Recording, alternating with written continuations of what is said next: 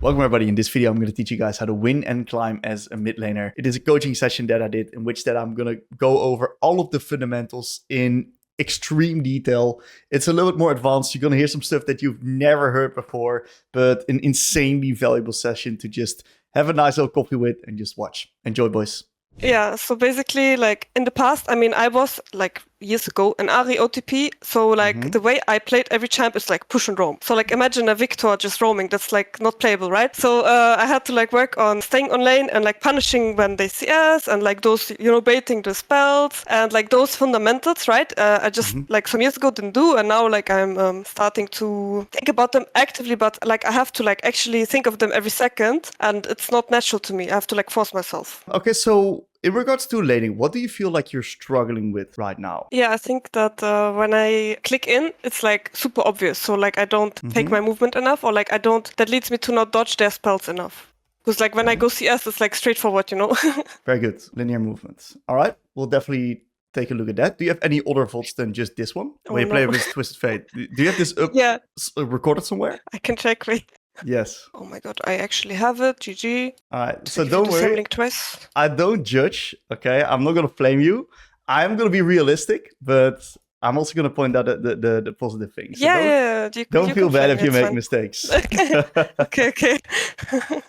Okay, great. Let's start with this one versus Fizz. Okay, so what is your mindset in this lane? What do you want to do? I mean, so first of all, I'm new on Syndra, so I don't know the matchups yet, but Fizz is generally like, I guess he's good at all-inning, right? And maybe like level 3 or level 6. So I'm trying to just poke him and survive the all-ins, have a nice wave. Okay, that's good. So what type of wave state do you want to go for? So like maybe a 2-wave crash into bounce into pushing into me. Okay, good enough. That will definitely work. So what is your plan with these first minions? How do you want to set them up so you can get a lot of pressure going onto this Fizz? I don't know. Okay. Have you ever heard of a setup? No. Okay. So a setup is basically a pre-planned way of approaching the minion wave that is going to make sure that minions die at specific times. So whenever you play versus a melee champion, you want to be harassing them every single time they go for the last hit, right? Yeah. So if we want to do that, we need to make sure that we don't need the last hit a minion. Because if we need the last hit a minion, we can't harass them. That's what happens to me all the time. Great. So a setup is basically the way you can preemptively play out these minions so that the minions will consistently desync and you can punish them onto each last hit. Yeah. Okay, so a really easy setup to use versus a meta champion is a 4-0 setup, which is basically hitting the meta minion, the first meta minion coming in 4 times, which then means that this minion will die before all of the other melees. Then these casters will then start targeting another melee, and then this melee will die before this one. So you get all 3 creeps without losing one or using a spell on it, because 2 casters will focus one melee and 1 caster will focus the other melee. So they just die at different times. So you layer the creeps.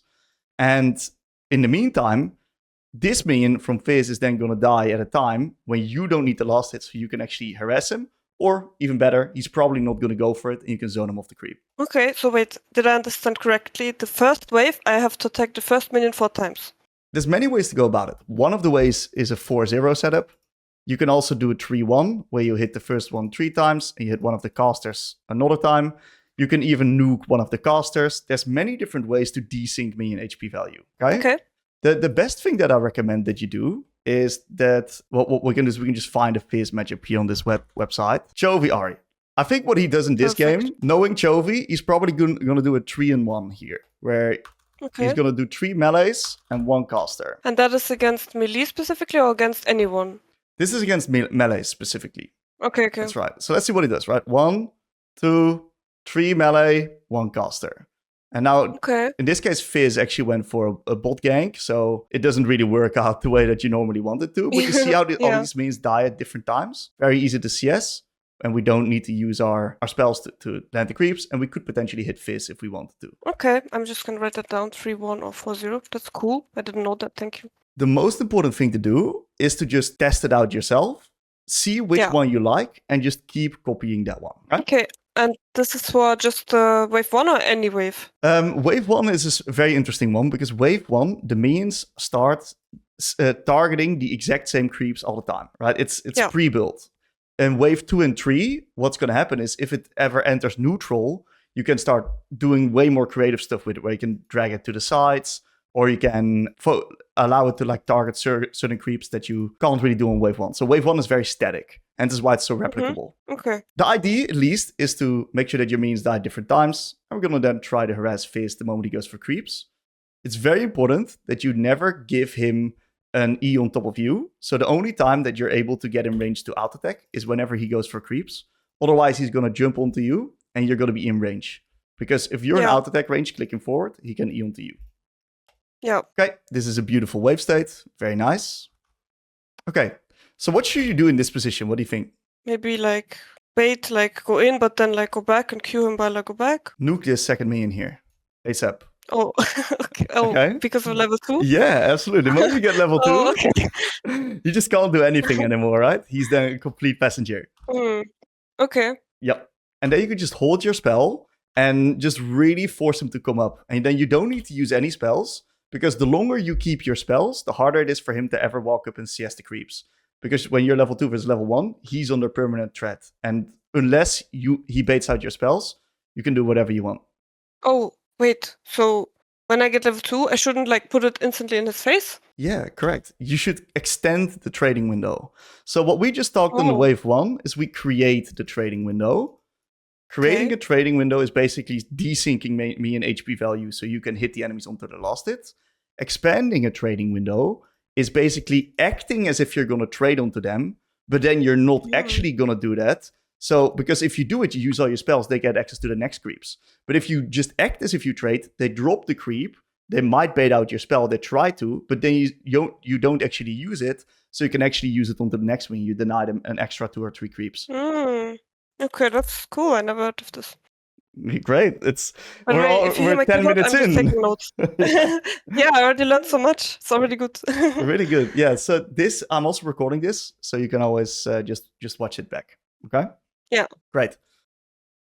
All right, that's a nice hit. He had no E. We get a nice passive stack. It's a little bit of a slightly awkward wave state here, but we do pretty all right with our trades here. We don't give him the electrocute. Fortunately, we missed the W. We're going to go a little bit back here just to make sure that we optimize this.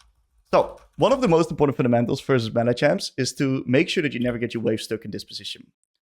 Yeah. Because you're going to get all in. Very simple. So, what we need to have happen is we need to make sure that our minion wave crashes so that either the wave is then going to slow push into us, or it's going to come neutral. The way that you're going to be pressuring this guy the hardest is if we do a double 2-wave cycle, in which that we do a 2-wave into neutral, into a 2-wave. Because if you do a 2-wave into 2-wave, you're going to hit all the level up spikes before the enemy laner, which means that you're never going to get zoned off the creeps. And that's the downside of doing a 2-wave into a bounce. They're going to reach level 3 before you, and that's when they're going to be annihilating you on the level 3 spike. Right, they're going to zone you off the wave. So a really nice vault that showcases how to go about that. It's the sexiest vault that I've ever seen. It's from Chovy in Worlds 2024. The minions were a little bit different back then, but still good to show. Okay, so this is basically, I'm going to speed it up for you. So what he does is that he does a nice 2-wave crash. He gets a lot of harass onto the Yone. He perfectly desyncs all of the minion windows. It's like really, really, really good. And then he gets the wave in a very, very interesting state. So the moment the wave state enters this position, this is what I like to call like the wave state of death for melee champs. Why is this wave state so incredibly hard for them to deal with? What do you think? Because it's gonna push into us, and we will get level 3 first, and he will be on a dangerous wave, like for junglers. What happens to these minions right here, right now? I mean, they are getting attacked by tower, so I guess we can attack him. Okay, that's one. But these minions are not only getting attacked by tower, they're also getting attacked by other things. By minions? Yeah, so how hard is it to CS these creeps? Really hard? Really hard, exactly, because the damage is very flexible. So this is a wave state where if you can crash it at the position where the new wave's coming in, the enemies are generally going to be losing an insane amount of minions here. Because it's extremely, extremely hard to CS. You see what happens to this caster minion right now? You see how he's losing all of them? Because the minions attack it. Very, very brutal wave state there. Then what we do on this position is we immediately attack the third minion and these two minions to grab up level 3. That's going to then give us a timer where we can zone them off their own level 3 timer. Because we're level 3, they're level 2. And this then allows us to be in a position where we can very easily take control of this wave, slow build it up so they can't then all-in us. Of course, this only works if you have good damage or a serious lead in the first few waves. Because if you're not making them low enough, they're just going to all-in you, right? Like the Fizz or the Katarina. Yeah. So you need to get that. You need to nail those first 2 waves. But if you can nail that, then this is the optimal way of playing the lane. Make sense? Yes. Let's go a little bit back here. Right. So this was fine. Wave eventually got a little bit awkward here. The key thing to do is to immediately contest level 3, like as soon as possible. Yeah. Okay. And that's going to save this position because he's then going to be forced to back off. And you can then keep a distance. If he tries to enter, you have your self-peel from your E. You're going to be totally fine. Okay. That makes sense. Good. That means I'm doing my job correctly here.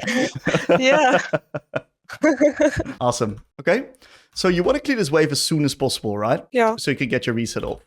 So a very important thing to do is with these caster minions, you got to be efficient with how you use your out attacks.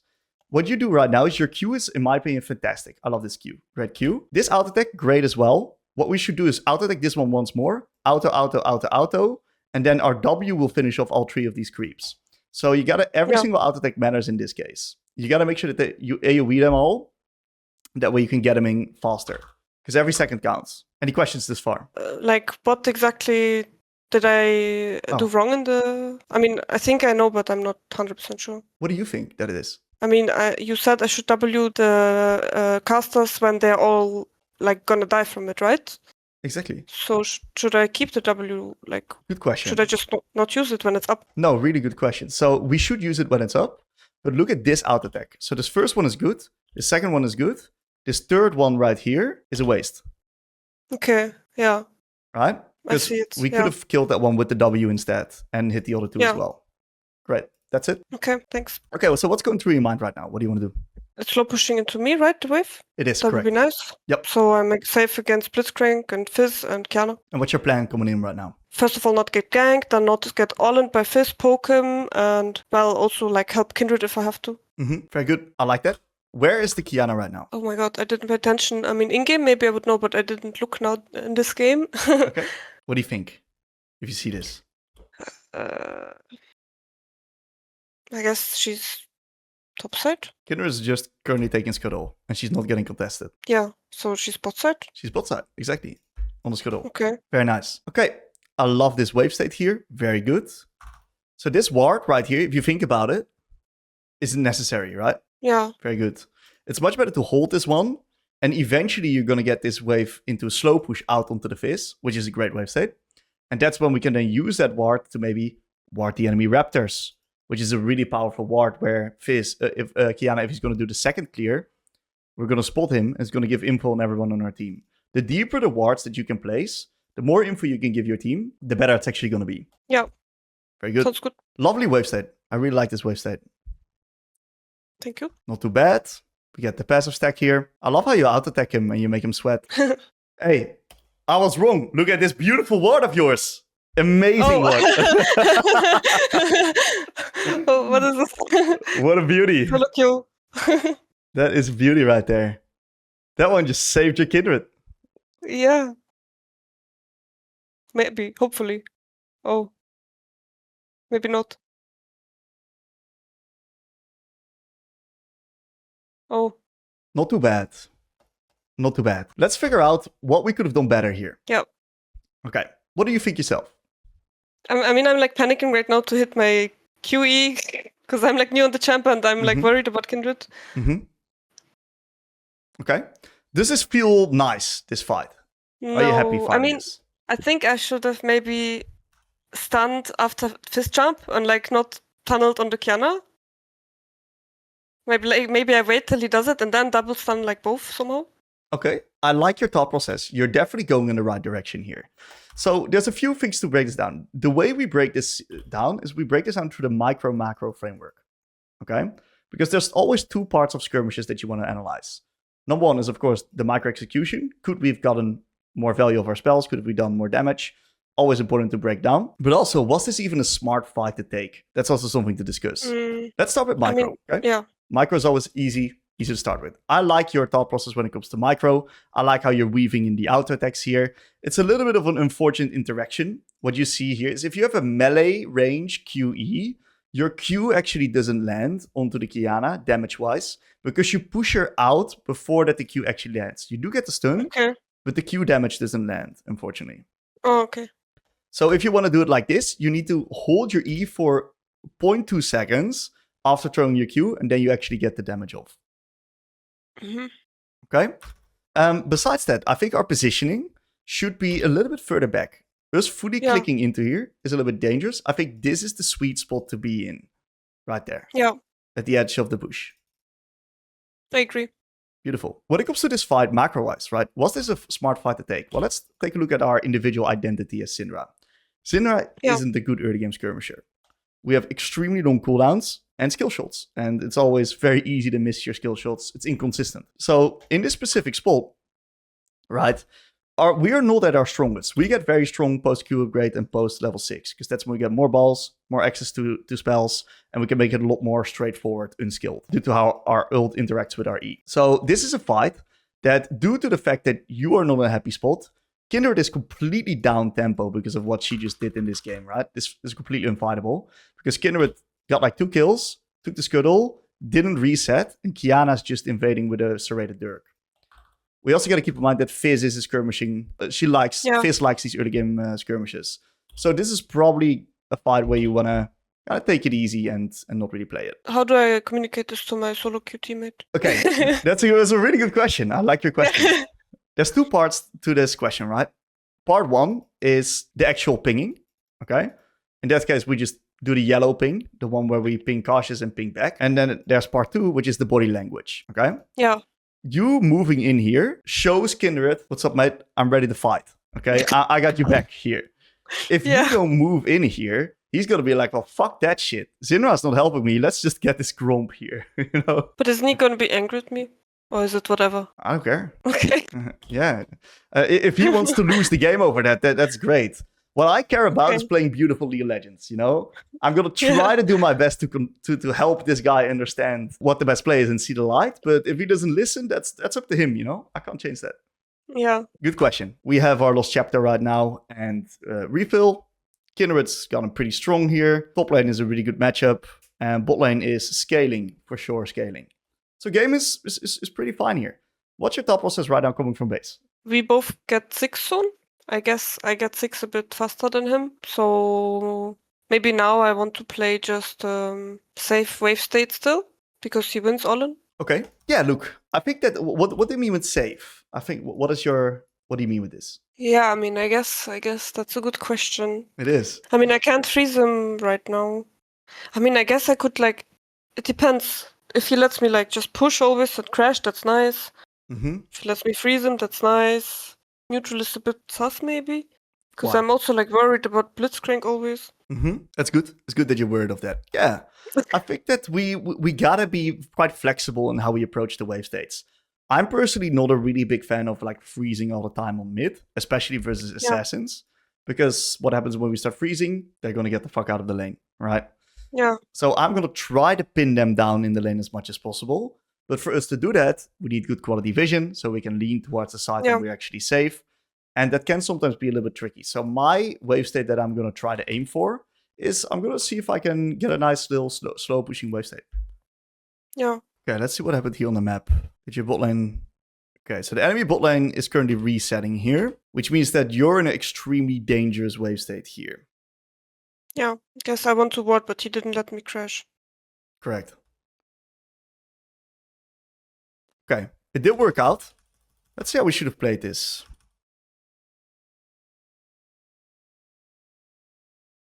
I think you need to man up, Tifa. I think this is your time where you just gotta walk this wave in. Okay. Okay? I think that you gotta do it. Okay. So I'm not gonna be scared? No, I don't think you need to be. The only thing you need to prevent happening is that you gotta make sure that you don't use your E and he then jumps onto you. That's a killer.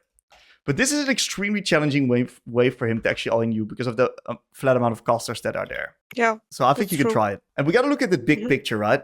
So if we look at the big picture, the reason this wave needs to make sure that we don't freeze it is because Blitzcrank is going to reset and deploy through mid. And that's going to kill our lane if we are in a frozen wave state. Kiana just died together with us in the turret, so she's probably not immediately deploying through mid. And if she does that, she's the best fucking jungler in the world because she identifies a great wave state. So I think we need to fight and stand our ground on this wave state. Yeah, I agree. Okay, solution in the end is great. We love this wave state. Top lane just died, and Blitz moved back into bot. That's totally okay. So the key to play versus champs like Fizz is to like really nail your spells with last hit timers. Because if you throw it too early, he's gonna just dodge it with his E and still get the creep, right? High value E for him. So your job is to really just let him move into you. And the moment he starts channeling the out-attack animation or just slightly before, that's when you want to actually throw your spell.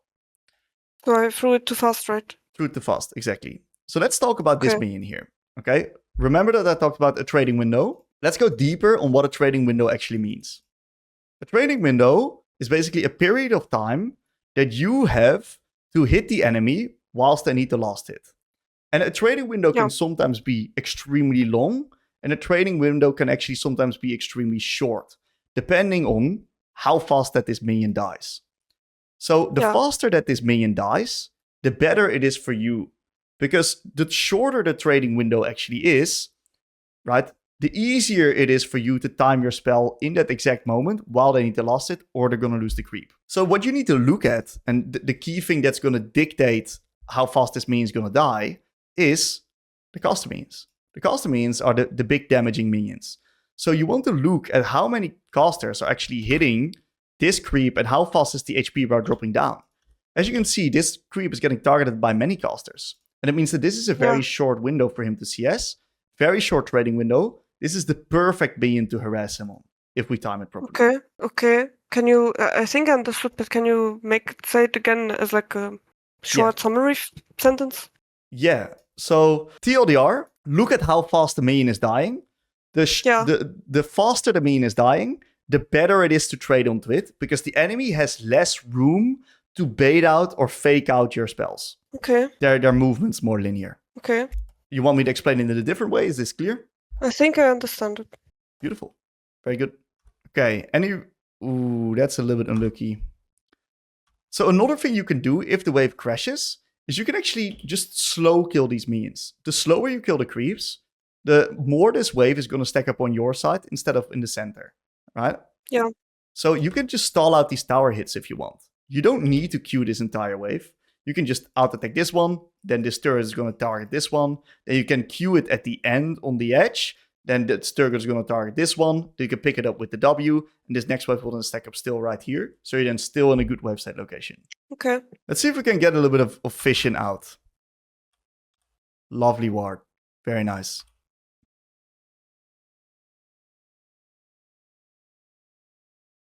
Okay. Great. Let's break this one down here. This is a really, really, really important play. What is the first thing what is the things that stand out to you here in this play? I think it's a cannon wave mid. I'm not sure. No, hopefully. The enemies are like pushing into us and my teammates are low, I think. Okay. It is a cannon wave indeed. That's a really good timer to move. Yeah. So let's talk about this roam, right? What you do is you need to be extremely efficient with your movement. You just pushed in the mid wave. And then you first went to ward, and then you went into bot. Okay? Yeah. So that is a little bit of it's not the most efficient movement. It's going to slow you down a little bit. Yeah. We could also talk about this double ward. Probably not something I would do. That's fine. Do you know why? Why is this not that efficient? I mean, it's like not covering many more different angles than it could have. Absolutely. And if they sweep this, it's a 2-for-1 deal, right? Yeah. Exactly. So it's probably smart to not use your control ward here and just hold it for now. Now let's talk about this roam. This roam is extremely hard because when we talk about multi-threat, you know what multi-threat is? No, but I can assume that you mean maybe the jungler is there, or? Multi-threat is basically go-in buttons. Oh. Okay. If you look at your bot lane, where's the go-in buttons? Yeah, they don't have that. Exactly. Right. So this gank in and of itself is already like extremely hard because it's so hard for these guys to follow up because they've got 0 dashes and they've got 0 going buttons, and their CC, because of these reasons, is actually not that reliable. Yeah. So bot gank in this case is low percentage. Low chance it's going to work out. Besides that, we have 0 info on Sums, and our jungler is on the top side. We also don't have info on Kiana, as far as I'm aware of. Maybe we do, but I didn't quite catch her. So let's just quickly... Yeah, me neither. Yeah, so we're not sure. So what happens if you move into bot, right? And there's a random Kiana at the dragon here, which is level 6, and she's now... You're running into her, you get fucking popped. I mean, I'm dead, yeah. Exactly, it's dangerous. So the risks of this bot roam, in my opinion, outweighed all of the gains that you could have gotten. In my opinion, you should just go for the ward and just turn back into mid. And that's totally okay. Okay. And if they had CC on bot, then it's still too risky? Then it's a completely different situation, right? Then we can talk about, okay, what was the actual last info that we had on the Kiana? What's the conditions of bot? Do we have any info on Sums? There's still a risk factor for sure. Yeah. There's definitely a risk factor with your jungle up top. But sometimes it works, for sure. So we lose a couple of minions and a plate. A little bit unfortunate. And we give Fizz the roam window into top. Thankfully, it doesn't kill the Malphite. We stay mid, which is good. And we reach our Q upgrade into a reset. Not bad. Decent buy here. Okay. What's going through your mind right now? They have mid prio. Blitzcrank is mid. They can put wards for the dragon if they are good. So they can get control on bot side of river. Okay. So how do we want to progress this game right now? How do we play this?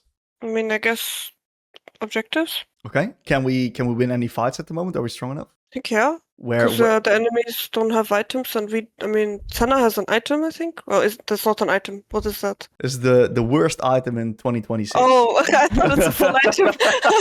Okay, never mind.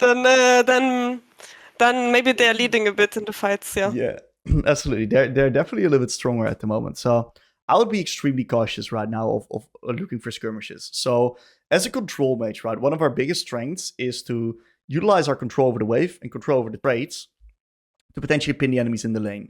And that would be my goal right now. Set up good quality vision around mid and see if we can pin this Fizz in the lane. And if we see a potential opportunity where we can create like a number advantage, or our Kindred is on a proactive time where we can maybe link up with her and do something. But a flat out 4v4 fight isn't in your best interest at the moment. I wouldn't be aiming for that. I guess the Fizz also has like power spike earlier than Syndra as a champ. Yeah, way stronger. Way stronger, yeah. Absolutely. Okay, so this is a great wave state. I would have held 1 minion here again. Yeah. Just to prevent the crash. Because if you hold this cannon and he does this and he wants to reset, you just threaten to basically deny him 3 melees onto the next wave if he actually goes for the reset. If he stays, great, because then he's actually lower. Another thing you can do with the cover of your Kindred and your Zyra here is you're going to actually try to cancel his base as well. You're going to make it very hard for him to play. Yeah. Okay, let's talk about late lane spell usage on Syndra. The moment you have your Q evolve, our lane completely changes. Our champion it's a completely different champion. Because our Q evolve unlocks new trading patterns. Okay? Let's talk about what these trading patterns look like. One of the key things you need to do is you need to leverage the fact that you can clear the wave and trade onto the enemy at the same time. The way that I would go about my spell usage at this point is I would combine pushing by laying 1 Q in the casters here and then just not doing anything. Because this 1 Q on the casters is going to sit here for a longer period of time, right? Yeah. Great. So by keeping that Q in there, that ball is standing there, the moment you E, these minions will die. So after these minions are then dropping low and are on 1 HP, I'm going to start targeting these creeps. And at the end of the wave, my new Q will be coming up. So then we have 3 Qs in total. I'm going to place the other Q towards the side. And I'm going to be throwing 2 Qs out towards the enemy champion.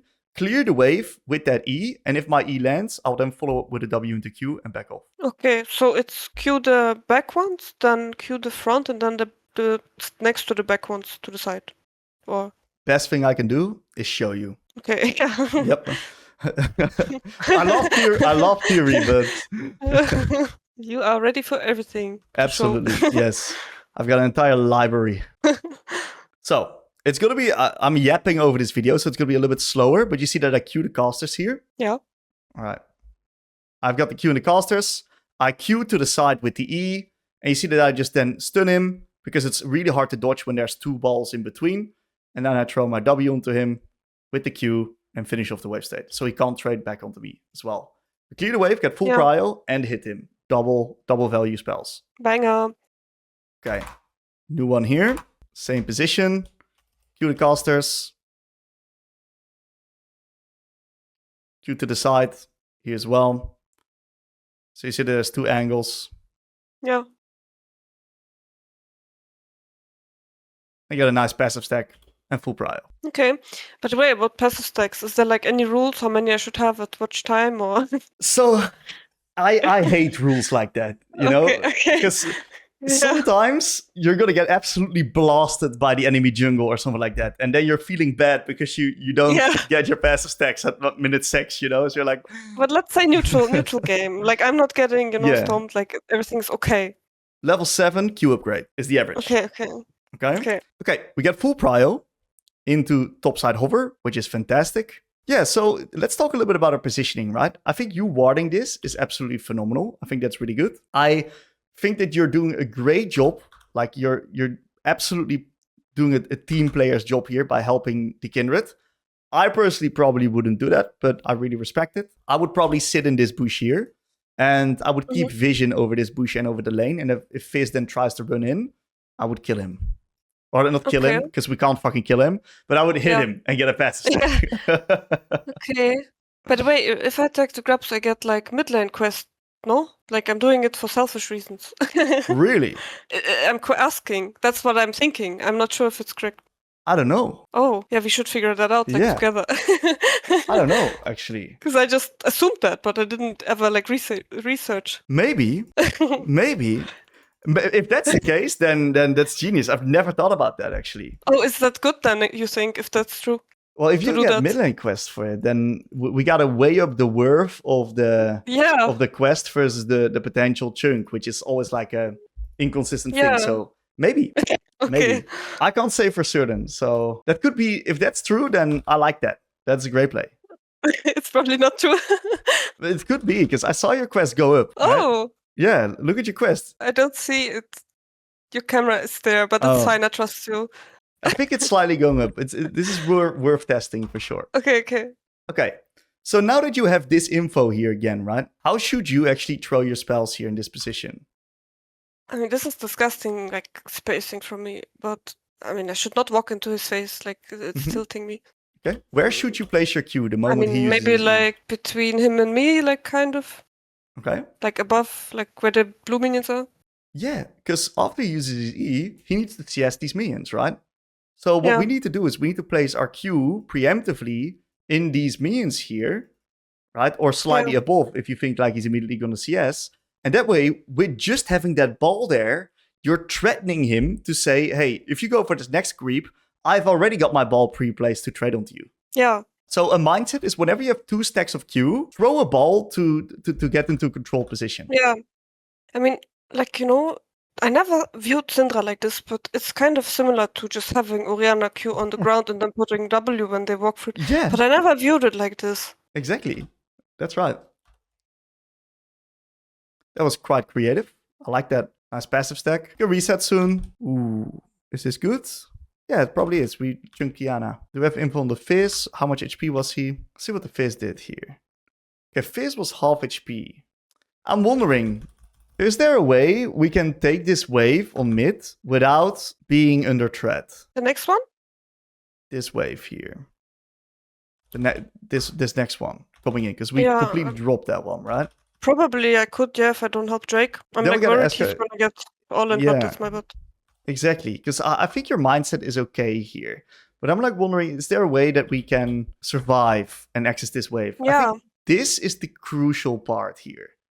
This push. So what we should do is, knowing that we chunk Kiana and knowing that Fizz just used all his spells to actually hold this wave, what I think we need to do is we need to play Walking Ward.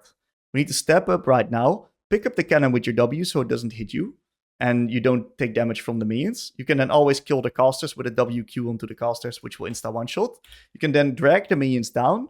You don't fully let it crash, and you can play a Walking Ward onto the Fizz. Yeah. And that's going to give you access to that bush, because if he goes all the way back, you can enter. Yeah, and that's also like indirectly helping Kindred with the dragon, I'm basically like helping him not with damage, but with info. That also works. Yeah, absolutely.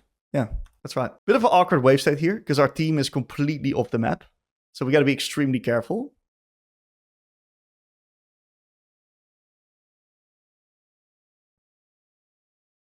What are you going to do if he freezes the wave now?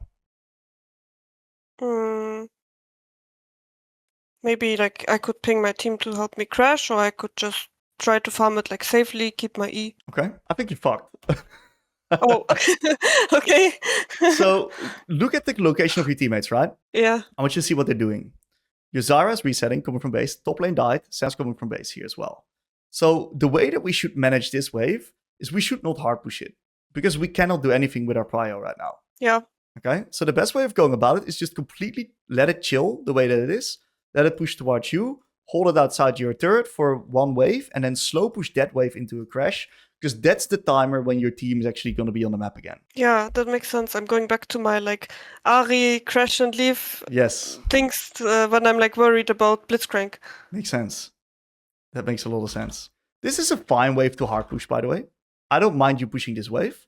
The only thing is, like we mentioned before, we can do this while putting Trading Thread onto this Fizz. Yeah. So don't use your W, only Q the casters, hit the melees, and then double Q onto the Fizz. Yeah. Okay, cool.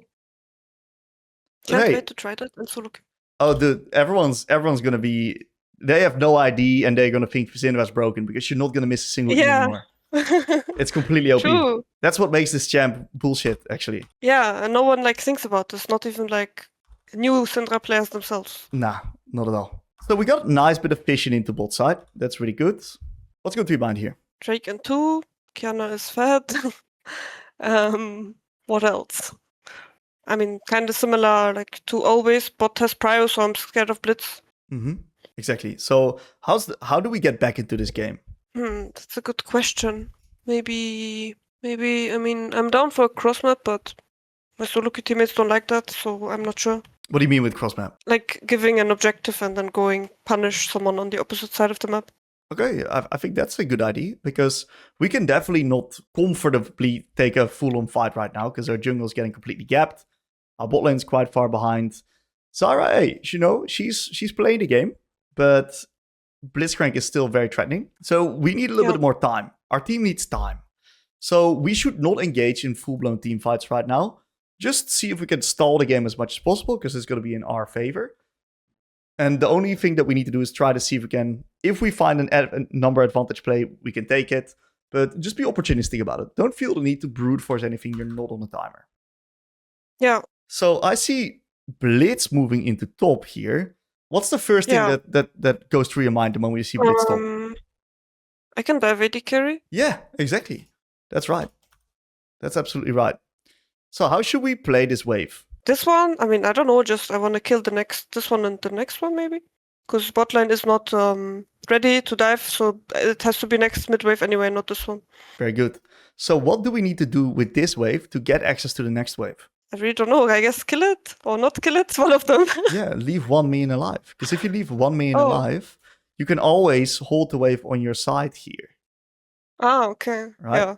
If you're scared of him contesting you on neutral, that is. If you think like, this Fizz, I don't give a fuck about this guy. I beat the shit out of this guy anyway. Yeah, that makes sense. Right? Then you can just nuke hang it. On. So you understand when to nuke it and when to hold it? That's a very important thing, actually. Because the problem with you holding is if you hold, they have full info on you, right? If you nuke it, you can go into fork. So you should nuke it if you think, I'm going to get prio into this guy anyway. Then you should nuke and fork, okay? Otherwise, you hold. If you feel like this guy can contest you, you hold. I mean, it is a bit risky, right? Against Fizz when I don't have exhaust or ult up. Correct. It worked out. Pretty good. Shout out to your team from hovering. And MF is a complete free kill right now. Shut down, wave push, dive this bitch. Should I still go there? Immediately, yeah. You have a four-man squad here. Can't they dive without me? The Kindred and Zyra. I don't give a fuck, as long as they dive first. Okay. Look, if you can stay mid, be safe, or reset, and they still dive her, great. Because in my head, right, she dies without me, but it's solo queue.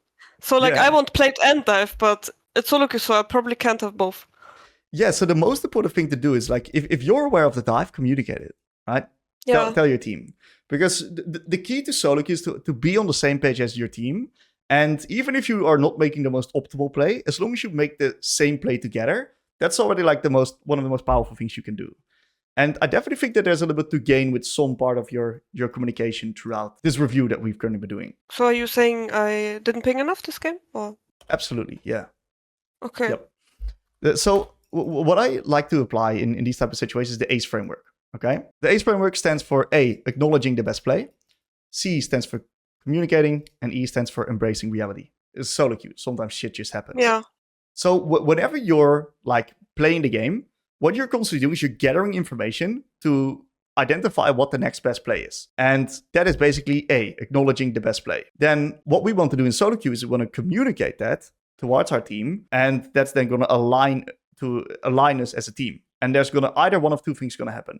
Either your team's going to listen to your call, right? Which means that you can then go for the call, and it's going to open up a feedback loop, which means that you're going to then see if the call worked out or if the call was shit, and you can then learn from that. Or your team's not going to listen to your call, and then you need to do E, which is embracing reality, and then you need to reassess and ask yourself this question again: what's the new best play? Yeah. Okay. So, and do you think that, I mean, like in my teams, I'm usually the shot caller, but in solo queue, you think it's like very important to ping a lot? Because I feel like sometimes, they're not going to listen anyway.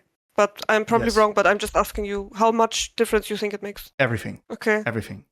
Your goal is to basically drag as much of the game's variability in your hands. You want to control as much as the game as possible, because you don't want your random like teammates to just make the game losing play and you don't learn anything from it because they fucking ran you down, right? Yeah. You want to make the game losing play. You want to int. Yes. I don't do that. I make only good calls. I like that. That's good. Exactly. So if you make the game winning play, you learn, you get rewarded for it. If you make the game losing play, great, you're going to get flamed, but that's a good thing. Because now you can figure out what led you to make that decision, what did you not see, and you can actually open up a feedback loop and learn from your call and figure out what you could have done better in the future. Mm-hmm. So there is no downside into communicating and making all the proactive plays. It's only upsides. Yeah, mistakes are an opportunity to grow. Yeah, well done. Well said. You should become a coach, actually. Awesome. Okay, pretty good spell usage here. I like how you combo your stuff up on the blitz. Not too bad. I got one question for you, right? I see that you're using Quick Cast with Indicator. Have you ever even considered turning it off? I use everything normal cast. I don't even use Quick Cast.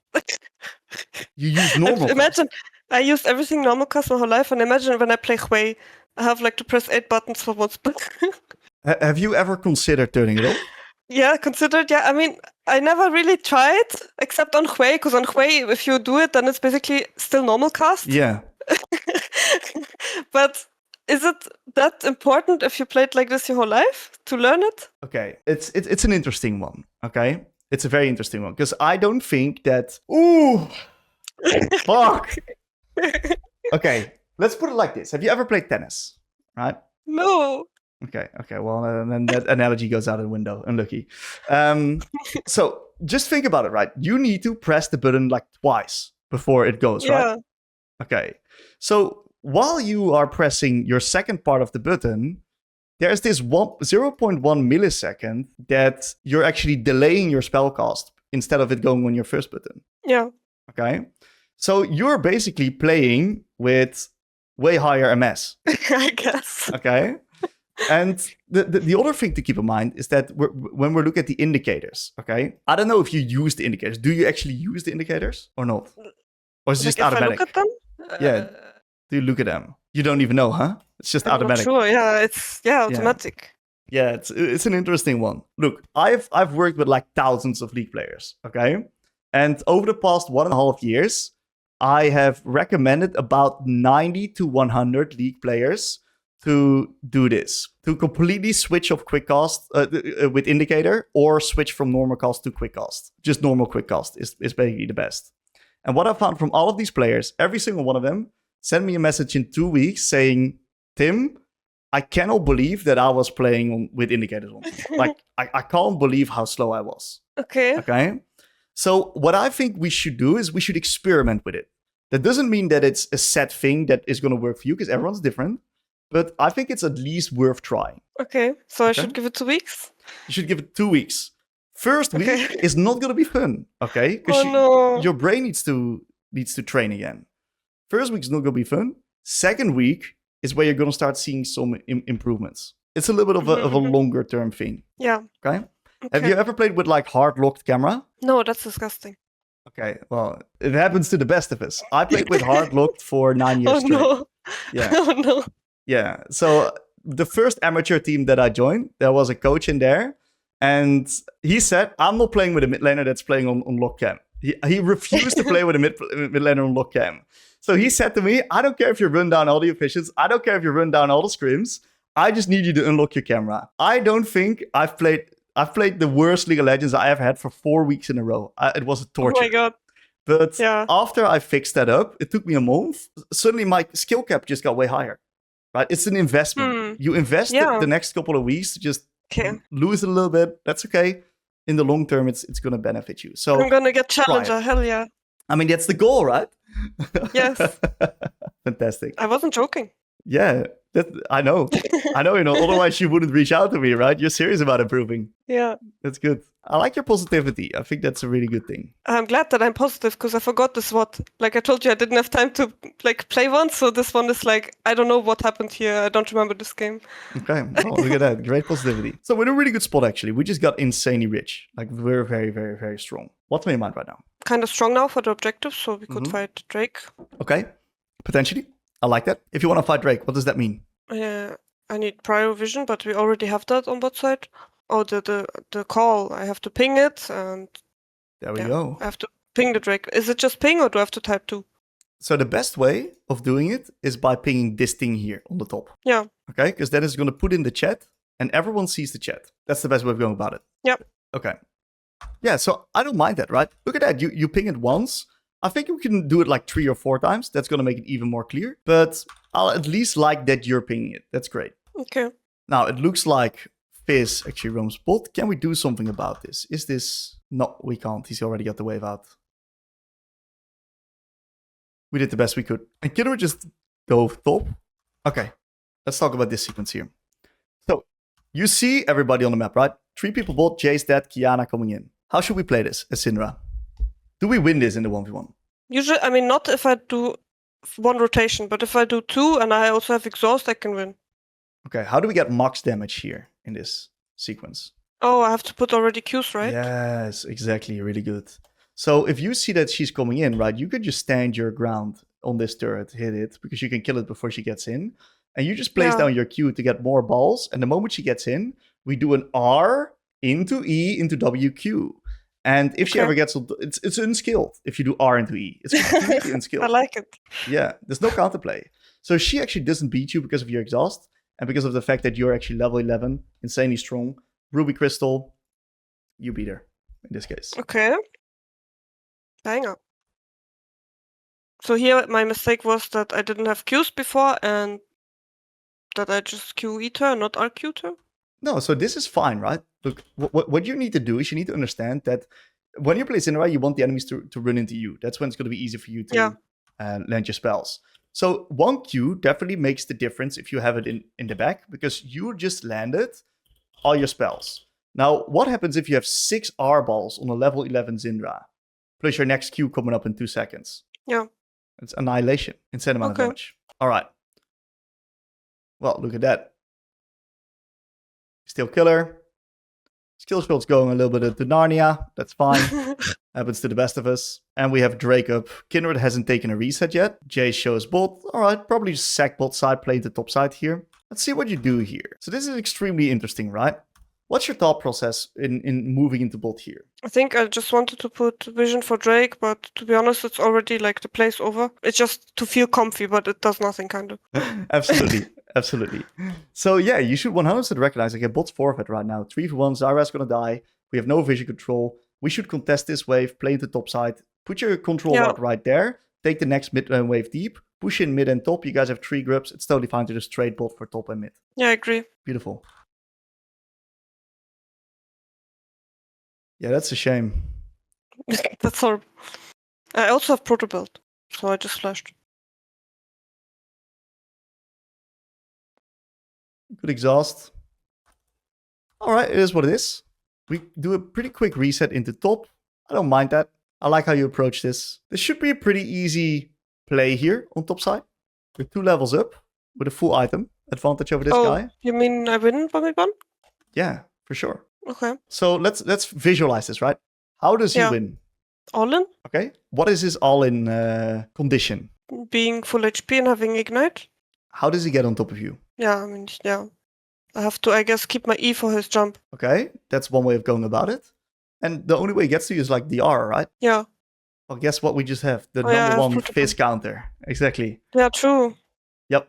So you can easily push up here. You're not under any type of threat. 4 people bot here. The moment you spot Kiana, your movement should be up. I like it. I'm always like scared. And it's good to be scared, actually. Is it? Yeah, of course, because that means that you're valuing your life. Valuing your life is a very important thing to do on a mage like Syndra. You absolutely need to do that. But there's a difference in between being rightfully scared and being scared while you shouldn't be. And the devil's in the details in that regard, in the specific matchup interactions and in the specific state of the game. So you see a little bit of a Syndra specific thing here, is that your spell usage here, you're rushing it. Just place down your Qs. Only use your Qs. Don't use your W. Don't use your E. And the way that you want to be throwing out your E is never when you run back. If you do a max range Q with a run back E, your E is going to be out of range. You're not going to be able to throw the ball and you're not going to stun anyone. Wait, what? Okay, so look at how you place this, right? Your Q range, if you just basically normally QE, it will always fly. But if you step backward, and that's when you then actually E, right? You click backward and you E, it actually doesn't connect with your Q because the range is too far. What? Really? Yeah. So you cannot click backwards after max range queuing because your E won't hit. Oh, what? Crazy. Yep. It's like Cassiopeia ult. No. Not like Cassiopeia ult. No. Okay. I like that combo usage. Good R into E. Got big boy Malf around. Easy. Nice. Well played. Yeah, very good. Oh, wait. I think... Let's see here. We should base. Yeah, I think this is good. I like this. You played this well. Should we deploy Bolt? I think the play is already over mid now before I arrive. It just depends on how you look at it. Because we need to defend that mid T1 if the play is over. And if your team needs to base. This is a tricky one. This is a very tricky one. I think there's also the argument that you want to stay with the Malphite, where you just trade sides. Because you killed Fizz, and they got like a leaking side where they need to send someone to respond. If they send someone to respond and we got Malphite with R up, they're insta-dead, of course. So I think you have a lot of options here. You have a lot of options, depending on how you view the win con to be. Yeah. I honestly don't care too much here. It's a very complicated one. Yeah, there was also like a bot wave, so I can see all 3 plays kind of possible. Correct. I think this final one is a pretty big deal. How come you're shifting to mid right now instead of keeping bot? Can you go back one time? Okay, they died. I guess I could have pushed bot. Yeah, it looks like I'm trying to defend mid tower because my bot died, but the enemies died too, so it's like, you know. Yeah. I guess Vyra can take the wave, but she's support. So why is it so important to keep pushing here? It's because of 2 reasons. Yeah. Okay. Number 1, it's because of what happens with the bot wave. You moving to mid right now, look at what happens to this next red wave here. Completely lost. Yeah. Right? Yeah. That's minor problem.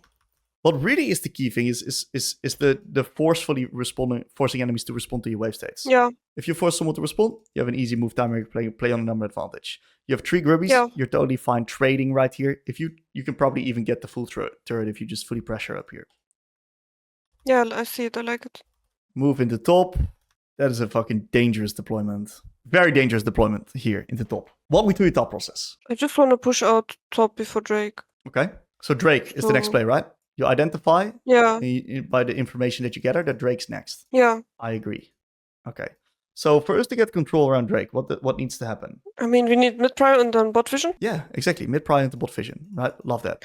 So what happens if you're answering top right now and your team needs to get vision around Drake? The enemies can be 5 mid and kill them. Because we're running exhaust.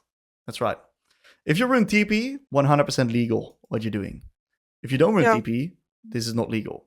So what I think we need to do is we need to let this Malphite take over top. As unfortunate as it is, we need to now move through mid, get mid control right now on this timer while Jace is still reset, and MF is answering bot wave.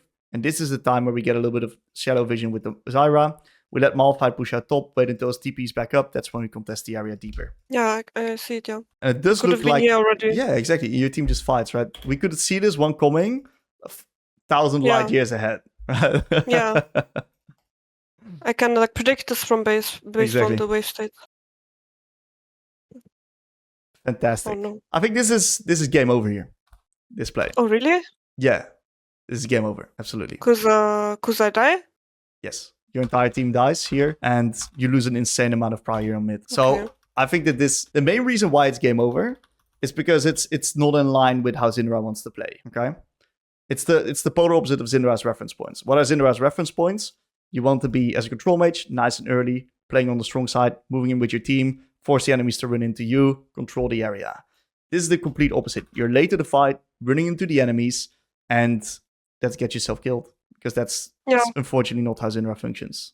I mean, I could flash a stopwatch, but I'm just not doing that. I don't think it's gonna save you, probably. Maybe it will be. Maybe it will be. It does if I flash to tower, no? What did you say? If I flash to tower, I'm fine. If you flash the initial part of the Kiana or of the second part? Like when the ult comes, like now, like before I get stunned to the tower.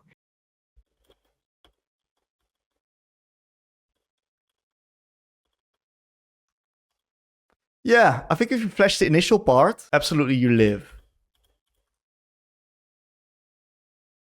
You're prime faker if you do that. Actually, that is incredible flash. If you flash that Kiana R, that is great, but that shit's hard. That's really hard. Is it? Because you can assume she does it, so you can like flash preemptively. Can be done. Still a really insane flash, in my opinion. This is not an easy flash. I think this flash is hard, extremely hard. Oh, okay. Because I'm looking at myself and I'm like, why didn't I flash? It's like so obvious. Like I think usually I would have done that, but maybe I'm just overestimating myself. So how do you review this then? Do you just look at the flash and think, shit flash? Yeah, I'm looking at myself and I'm like, why didn't I flash or stopwatch the Kiana ult?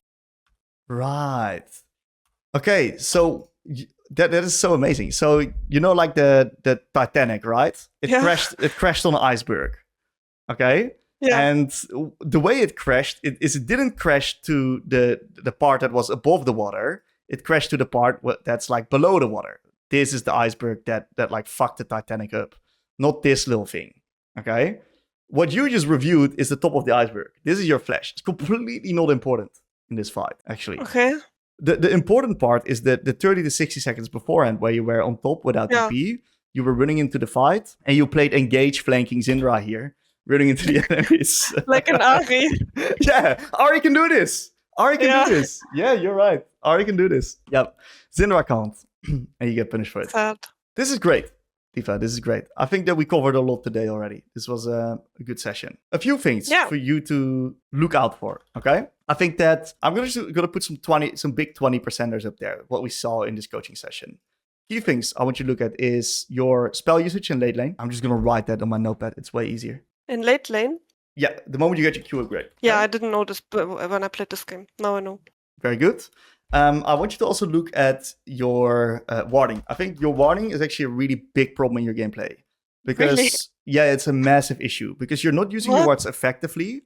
And the information that you're getting with your wards, it's not the highest info. I think you can get way more value from that. Way more. So like how? Like what do I have to change? Really, really, really good question. So warding, it's an information game that we're playing, right? There's two parts to warding. And what we do is we do like the defensive wards, okay? And defensive wards are fine. They will help you stay alive. But there's a next level to warding, which is actually information warding, which is whenever you got that like one raptor ward over there, that was like your best ward the entire game. Because that's going to spot the enemy jungle in their tracks, and it's not going to only help you, it's also going to help the rest of your team. Because everyone's going to know exactly where the enemy jungle is going to go, and they're going to be able to change their lane states depending on that. So what I'm really going to try to do is I'm going to try to identify where, of course, the side of the map is that I want to be playing on and leaning on, and how I can then use my vision in such a way that I can grab up information that's going to make these plays a whole lot easier. And isn't it like most of the time bot lane? Not always, but like 70% of the time. Why? Because usually junglers play for bot, and also because usually supports roam from bot side, like Blitzcrank. Okay, so if you play a versus a heavy roam sub and you ward bot side, what's going to happen to your wards? They clear it. Yeah, exactly, right? And if they clear watch, you're gonna be cooked. So if I play versus a bard, I'm not warding bot side. Oh my god, you like 5 million IQ. What? Yeah, I'm not warding bot side because he's gonna sweep my ward anyway, right? Yeah. So you just have a top side when you ward. Yeah, exactly. If I play versus bard and I'm blue side, I'm lighting this shit up with my control ward right here in the bush, and I'm standing right there in the lane. How's he gonna gank me? Happy I asked this random question. Yeah. Right? It's the only way you can then get to me is go through top. But that leaves their bot lane vulnerable if they do that. Because then he struggles crossing over. And if my jungle is by any chance on bot side, or my support's on bot side as a gauge threat, I can stall the bard, I can fuck with him, and we have a potential dive opportunity. But if it's true bot, he's so close to bot, and his AD carry is safer. Yeah. That's an interesting way of thinking about it, right? Yeah. So just what is worth exploring, right? I'm not sure how you guys do that in your team. But it's worth exploring to see how we can gather information and how we can be tactical with our wards in such a way that we place them at smart positions where we can get info on the enemy team, but also make sure that it's not easily cleared. Like your double trouble ward in the bot side where you got less value from the vision that you could have gotten. Okay? Mm-hmm. Let's quickly go back to a few things. Okay, spell usage late lane. Warding. I think some wave management details. We're definitely there to improve. We had some early talk about trading and creating trading windows, which is like part of wave management, but it's a little bit more in depth. And I think there's some part of mid game as well. I like your macro. One of the things that I really like about your macro is that you're constantly thinking about these neutral objectives. Okay, these neutral objectives are very, very good that you think about it, because that's the cornerstone of macro. And I think that's one of your biggest strengths. Now, there's another part of macro which is like basically playing tempo, forcing people to respond to waves, and creating favorable timers where you basically, because you force people to respond to you, you can create advantageous positions around areas that you want to contest, or you can create number advantage plays. I think for you, there is a lot to gain, because I think there's some positions where you sometimes respond to wave states, you don't push out the extra wave state, and that leads you to, or you catch a wave that you don't need to contest, which means that you're late to plays, and you don't really participate in where all of the actions are going to be. And that it's a very tricky thing to generalize, because it's really specific situations. But I think that is something that is worth exploring, because these are like the big 20%ers when in mid game, where a single properly played wave state in the side lane can win you a game.